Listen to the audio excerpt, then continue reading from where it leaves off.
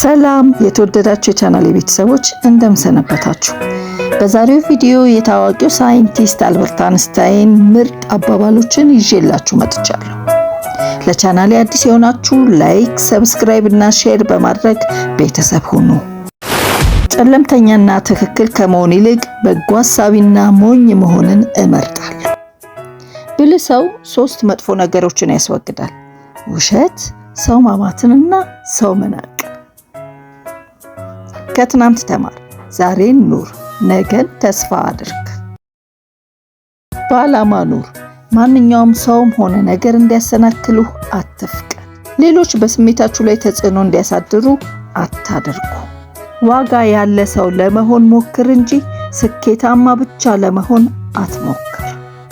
በህይወት ውስጥ ውድ የሆኑት ነገሮች በገንዘብ የሚገኙ አይደሉም።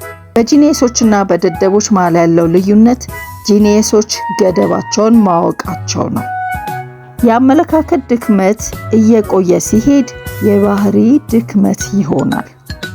ችግር የሰውን ልጅ ከራሱ ጋር ያስተዋውቀዋል።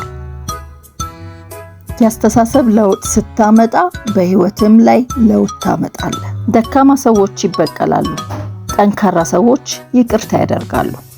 ብልህ ሰዎች ግን የተፈጠረው እንዳልተፈጠረ ችላ ብለው ያልፋሉ። ያለፈውን ነገር አታስቡ። መቆጣጠር በማትችሏቸው ነገሮች ጊዜያችሁን አታባክኑ። በሌሎች ሰዎች ስኬት ቅር አትሰኙ። ከመጀመሪያው ውድቀት በኋላ ተስፋ አትቁረጡ።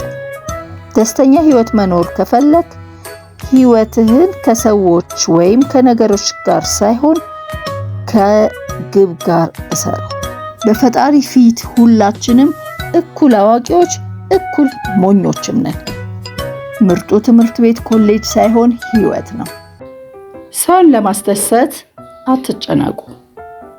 የተወደዳችሁ የቻናሌ ቤተሰቦች ማንኛውም ሐሳብና አስተያየት ካላችሁ ኮሜንት አስቀምጡልኝ። በቀጣዩ ቪዲዮ እስከምንገናኝ ሰላም ሁኑልኝ።